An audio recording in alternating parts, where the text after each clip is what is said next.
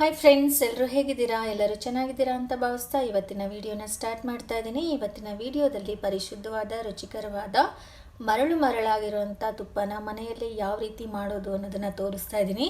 ತುಂಬ ಸುಲಭವಾಗಿ ನಾವು ಪ್ರತಿನಿತ್ಯ ಬಳಸುವ ಹಾಲಿಂದ ಸ್ವಲ್ಪ ಕೆನೆಯನ್ನು ತೆಗೆದಿಟ್ರೆ ಸಾಕು, ನಾವು ತಿಂಗಳಿಗೆ ಆಗೋಷ್ಟು ತುಪ್ಪನ ಮನೆಯಲ್ಲೇ ಮಾಡ್ಕೋಬೋದು. ಬನ್ನಿ ಯಾವ ರೀತಿ ಮಾಡೋದು ಅನ್ನೋದನ್ನು ನೋಡೋಣ. ನೋಡಿ, ಈ ರೀತಿ ಹಾಲನ್ನು ಕಾಯಿಸ್ಬಿಟ್ಟು ಸ್ವಲ್ಪ ತಣ್ಣಗಾದ ಮೇಲೆ ಮೇಲ್ಗಡೆ ಬರುವಂಥ ಕೆನೆನ ನಾವು ತೆಗೆದು ಇಟ್ಕೋಬೇಕಾಗತ್ತೆ. ಇದನ್ನು ನೀವು 15 ದಿನಕ್ಕೊಮ್ಮೆ ಅಥವಾ ತಿಂಗಳಿಗೊಮ್ಮೆ ನೀವು ಮಾಡ್ಕೋಬಹುದು.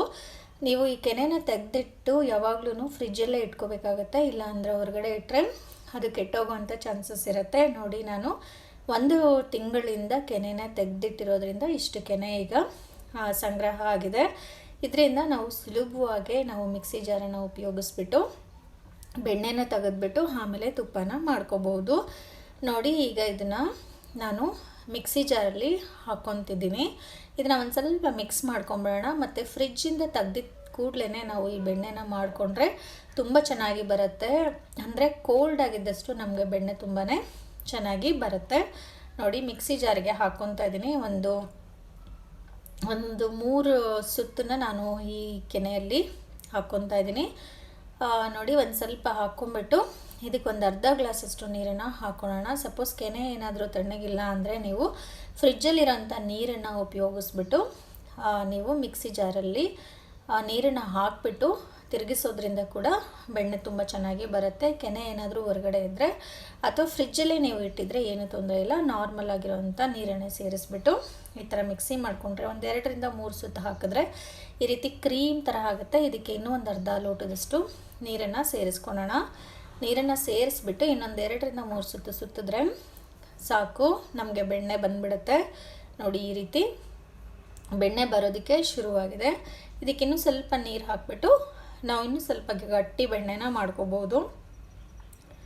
ಈ ರೀತಿ ಬಂದಿದೆ, ಆಲ್ಮೋಸ್ಟು 90% ಬಂದಿದೆ. ಇನ್ನೊಂದು ಸ್ವಲ್ಪ ತೆಗಿಬೇಕಾದ್ರೆ ಇನ್ನೊಂದು ನೀರು ಹಾಕ್ಕೊಂಡು ಇದನ್ನು ಚೆನ್ನಾಗಿ ಮಿಕ್ಸ್ ಮಾಡಿಕೊಂಡು ನೋಡಿ, ಈಗ ಬೆಣ್ಣೆ ಎಲ್ಲ ಸಪ್ರೇಟ್ ಆಗಿದೆ, ಆ ನೀರೆಲ್ಲನೂ ಸಪ್ರೇಟ್ ಆಗಿದೆ. ನೀವು ಮಿಕ್ಸಿ ಜಾರಲ್ಲಿ ನೋಡಿದ್ರೇ ಗೊತ್ತಾಗೋಗುತ್ತೆ. ಮಿಕ್ಸಿ ಜಾರ್ಗೆ ಏನೂ ಅಂಟಿಲ್ಲ ಅಂದರೆ ಬೆಣ್ಣೆ ಕರೆಕ್ಟಾಗಿ ಬಂದಿದೆ ಅಂತ. ಉಳಿದಿರೋ ಅಂಥ ಕೆನೆನೂ ಹಾಕ್ಕೊಂಡು ಈ ರೀತಿ ಮಿಕ್ಸಿ ಜಾರಲ್ಲಿ 1 2 ರಿಂದ 3 ನಿಮಿಷದ ಕಾಲ ತಿರುಗಿಸ್ಕೊಂಡ್ರೆ ಸಾಕು. ನೋಡಿ, ಬೆಣ್ಣೆ ಎಷ್ಟು ಚೆನ್ನಾಗಿ ಬಂದಿದೆ.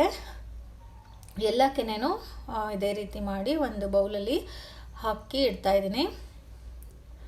ಇದರಲ್ಲಿ ನೀರೆಲ್ಲ ಸಪ್ರೇಟ್ ಆಗಿಬಿಡಬೇಕು, ಬೆಣ್ಣೆ ಎಲ್ಲ ಆಟೋಮೆಟಿಕ್ಕಾಗಿ ತೇಲ್ತಾ ಇರಬೇಕು. ಆ ರೀತಿ ನೀವು ತಿರುಗಿಸ್ತಾ ಬರಬೇಕು. 1 2 ರಿಂದ 3 ನಿಮಿಷದ ಕಾಲ ನೀವು ತಿರುಗಿಸಿದ್ರೆ ಈ ರೀತಿ ಬೆಣ್ಣೆ ಸರಿ ಹೋಗುತ್ತೆ. ನೋಡಿ, ಬೆಣ್ಣೆ ರೆಡಿ ಆಯಿತು. ಇವಾಗ ಇದನ್ನು ತೆಗೆದು ಸೈಡಲ್ಲಿ ಇಟ್ಕೊಳ್ಳೋಣ. ನೀವು ಬೇಕಾದರೆ ಕೈಯಲ್ಲಿ ಕೂಡ ತೊಗೋಬೋದು, ಸ್ಪೂನಲ್ಲೂ ಕೂಡ ನಾವು ತೊಗೋಬೋದು. ನೀರೆಲ್ಲ ಸಪ್ರೇಟ್ ಆಗುತ್ತೆ, ಬೆಣ್ಣೆನೂ ಸಪ್ರೇಟ್ ಆಗುತ್ತೆ. ನೋಡಿ, ಕೈಯಲ್ಲಿ ಕೂಡ ನಾವು ತೆಗೆದು ಈ ರೀತಿ ಇಟ್ಕೊಂಡ್ರೆ ಆಯಿತು. ಈ ನೀರನ್ನು ಸ್ವಲ್ಪ ಸೈಡಲ್ಲಿ ಇಟ್ಬಿಡೋಣ. ಈಗ ಆ ಬೆಣ್ಣೆನೆಲ್ಲ ಮತ್ತೆ ಇನ್ನೊಂದು ಸರಿ ನಾವು ತೊಳ್ಕೊಬೇಕಾಗತ್ತೆ. ಯಾಕಂದರೆ 15 ದಿನ ಅಥವಾ 1 ತಿಂಗಳವರೆಗೂ ಆ ಕೆನೆನ ನಾವು ಸಂಗ್ರಹಿಸಿ ಇಟ್ಟಿರ್ತೀವಿ. ಅದರಿಂದ ಸ್ವಲ್ಪ ಇನ್ನೊಂದು ಸರಿ ತೊಳ್ಕೊಂಡ್ರೆ ಇನ್ನೂ ರುಚಿಕರವಾಗಿರುವಂಥ ತುಪ್ಪ ಬರುತ್ತೆ. ಒಳ್ಳೆ ಪರಿಶುದ್ಧವಾದ ಘಮ ಅಂತ ತುಪ್ಪ ಬರುತ್ತೆ. ನೋಡಿ, ಇವಾಗ ನೀರು ಹಾಕ್ಕೊತಾ ಇದ್ದೀನಿ. ನೀರು ಹಾಕ್ಕೊಂಡ್ರೆ ಅದರಲ್ಲಿರೋವಂಥ ಹಾಲಿನ ಅಂಶ, ಮೊಸರಿನ ಅಂಶ ಎಲ್ಲ ಬಂದ್ಬಿಡುತ್ತೆ.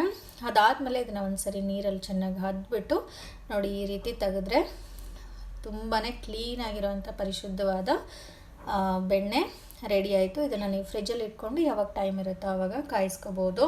ನೋಡಿ, ಬೆಣ್ಣೆ ರೆಡಿಯಾಗಿದೆ. ಈಗ ಇದನ್ನು ಕಾಯಿಸೋಣ. ನೋಡಿ, ಒಂದು ಬಾಣಲಿ ತೊಗೊತಾ ಇದ್ದೀನಿ, ಅಲ್ಯೂಮಿನಿಯಂ ಬಾಣಲಿ. ಸ್ಟೀಲ್ ಬಾಣಲಿಯಲ್ಲಿ ಅಥವಾ ಸ್ಟೀಲ್ ಪಾತ್ರೆಯಲ್ಲಿ ತುಪ್ಪನ ಕಾಯಿಸಬಾರ್ದು. ಸ್ವಲ್ಪ ಒದ್ದೆ ಇರೋ ಆವಾಗಲೇ ನಾವು ಈ ರೆಡಿ ಮಾಡಿರೋಂಥ ಬೆಣ್ಣೆನ ಹಾಕ್ಕೊಂಡು ಕಾಯಿಸ್ಕೋಬೇಕು. ಮತ್ತು ಇದನ್ನು ಹಾಕಿದ ತಕ್ಷಣ ನಾವು ತಿರುಗಿಸೋಕ್ಕೆಲ್ಲ ಹೋಗಬಾರ್ದು. ಮೀಡಿಯಮ್ ಫ್ಲೇಮ್ ಅಥವಾ ಲೋ ಫ್ಲೇಮಲ್ಲಿ ಇಟ್ಬಿಟ್ಟು ಹಾಗೆಯೇ ಬಿಟ್ಬಿಡಬೇಕು. ನೋಡಿ, ಈ ರೀತಿ ಎಲ್ಲ ಕರಗಿಬಿಟ್ಟು ನೊರೆ ಬಿಡೋಕ್ಕೆ ಶುರುವಾಗುತ್ತೆ. ಅದಾದಮೇಲೆ ನೀವು ಒಂದು ಸರಿ ತಿರುಗಿಸ್ಕೊಟ್ರೆ ಸಾಕು. ಇದು ಸ್ವಲ್ಪ ಟೈಮ್ ತೊಗೊಳುತ್ತೆ. ನಿಮಗೆ ಬೆಣ್ಣೆ ಮಾಡಿ ಇಟ್ಕೊಂಡ್ರೆ ನಿಮ್ಗೆ ಯಾವಾಗ ಟೈಮ್ ಇರುತ್ತೆ, ಒಂದು ಅರ್ಧ ಗಂಟೆಗಳ ಕಾಲ ಆಗುತ್ತೆ ಇದು ತುಪ್ಪ ಆಗೋದಕ್ಕೆ. ಯಾವಾಗ ಟೈಮ್ ಇರುತ್ತೋ ಆವಾಗ ನೀವು ತುಪ್ಪನ ಮಾಡ್ಕೋಬೋದು. ನೋಡಿ, ಈ ರೀತಿ ಮೀಡಿಯಮ್ ಫ್ಲೇಮಲ್ಲೇ ಇಟ್ಕೋಬೇಕು ಅಥವಾ ಲೋ ಫ್ಲೇಮಲ್ಲಿ ಇಟ್ಕೊಂಡ್ರು ನೀವು ಮಾಡಬೇಕು. ನೋಡಿ ಇದೆಲ್ಲ ಸ್ವಲ್ಪ ಬಾದಾಮಿ ಕಲರ್ ಬರಬೇಕು, ಅಲ್ಲಿವರೆಗೂ ನೀವು ಇದನ್ನು ಕಾಯಿಸ್ತಾ ಬರಬೇಕು. ಆವಾಗವಾಗ ಕೈ ಆಡಿಸ್ತಾ ಇರಬೇಕು, ಇಲ್ಲಾಂದರೆ ತಳ ಹಿಡಿಯುತ್ತೆ. ನೋಡಿ ಬೆಣ್ಣೆ ಬಿಡ್ತಾ ತುಪ್ಪ ಮೇಲೆ ತೇಲ್ತಾ ಬರ್ತಾ ಇದೆ. ಈ ವೈಟ್ ಆಗಿರುವಂಥ ಕ್ರೀಮ್ ಎಲ್ಲನೂ ನಮಗೆ ಬಾದಾಮಿ ಕಲರ್ ಬರೋವರೆಗೂ ತಿರುಗಿಸ್ತಾ ಇರಬೇಕು. ನಾವು ಸರಿಯಾಗಿ ತುಪ್ಪನ ಕಾಯಿಸ್ಲಿಲ್ಲ ಅಂತಂದರೆ ಬೇಗನೆ ಸ್ಮೆಲ್ ಬರುತ್ತೆ ಮತ್ತು ಹಾಳಾಗುತ್ತೆ. ಅದರಿಂದ ಸ್ವಲ್ಪ ನಾವು ತಾಳ್ಮೆಯಿಂದ ಲೋ ಫ್ಲೇಮಲ್ಲಿ ಇಟ್ಕೊಂಡು ಮಾಡ್ತಾ ಬರಬೇಕು. ಚೆನ್ನಾಗಿ ತುಪ್ಪ ಎಲ್ಲ ಮೇಲೆ ಬರಬೇಕು. ಅದರಲ್ಲಿರೋಂಥ ಎಲ್ಲ ಆ ಕ್ರೀಮ್ ಏನಿದೆಯೋ ಅದು ಪೂರ್ತಿನೂ ಬಾದಾಮಿ ಕಲರ್ ಆಗಬೇಕು. ಇದು ಹಿಂಟ್ ಅಂತಾನೆ ಅನ್ಕೋಬೇಕು. ಬಾದಾಮಿ ಕಲರ್ ಆದರೆ ಕರೆಕ್ಟಾಗಿ ತುಪ್ಪ ಕಾದಿದೆ ಅಂತ ಅರ್ಥ. ಮತ್ತು ಇದರಲ್ಲಿ ಕರಿಬೇವು ಸೊಪ್ಪು ಮತ್ತು ಚಕ್ಕೆ ಲವಂಗ ಅದೆಲ್ಲ ಹಾಕ್ಕೊತಾರೆ. ಬಟ್ ನಾನಿಲ್ಲಿ ಏನೂ ಹಾಕ್ತಾಯಿಲ್ಲ. ನಾನು ಇದು ದೇವ್ರಿಗೂ ಸಹ ಯೂಸ್ ಮಾಡೋದ್ರಿಂದ ನಾನು ಯಾವುದೇ ರೀತಿಯ ವಸ್ತುಗಳನ್ನ ಸೇರಿಸ್ತಾ ಇಲ್ಲ. ಹಾಗೆಯೇ ತುಪ್ಪ ಕಾಯಿಸ್ಬಿಟ್ಟು ಯೂಸ್ ಮಾಡ್ತಾಯಿದ್ದೀನಿ. ನೋಡಿ ಬಾದಾಮಿ ಕಲರ್ ಆಯಿತು. ಇವಾಗ ಒಂದು ಪಾತ್ರೆಯಲ್ಲಿ ಇದನ್ನು ಸೋದಿಸ್ಕೊಳ್ಳೋಣ. ನೋಡಿ ಎಷ್ಟು ಚೆನ್ನಾಗಿ ಘಮ ಘಮ ಅನ್ನುವಂಥ ತುಪ್ಪ ರೆಡಿ ಆಯಿತು. ಇದು ಚೆನ್ನಾಗಿ ಆರಿದ್ಮೇಲೆ ನೀವು ಯಾವುದಾದ್ರೂ ಒಂದು ಬಾಟಲ್ಗೆ ಹಾಕ್ಕೋಬೋದು. ನೋಡಿದ್ರಲ್ಲ ಎಷ್ಟು ಸಿಂಪಲಾಗಿ ನಾವು ಮನೆಯಲ್ಲೇ ತುಂಬ ಚೆನ್ನಾಗಿರೋಂಥ ತುಪ್ಪನ ಮಾಡ್ಕೋಬೋದು. ಅರ್ಧ ಲೀಟ್ರಷ್ಟು ನನಗೆ ತುಪ್ಪ ಈ ತಿಂಗಳಲ್ಲಿ ಸಿಕ್ಕಿದೆ. ಖಂಡಿತ ಈ ವಿಡಿಯೋ ನಿಮಗೆ ಸ್ವಲ್ಪ ಆದರೂ ಯೂಸ್ಫುಲ್ ಆಗಿದೆ ಅಂತ ನಾನು ಭಾವಿಸ್ತಾ ಇದ್ದೀನಿ. ಯೂಸ್ಫುಲ್ ಆಗಿದರೆ ಈ ಚಾನಲ್ನ ಲೈಕ್ ಮಾಡಿ, ಶೇರ್ ಮಾಡಿ ಮತ್ತು ನನ್ನ ಚಾನಲ್ನ ಸಬ್ಸ್ಕ್ರೈಬ್ ಮಾಡಿ. Thank you.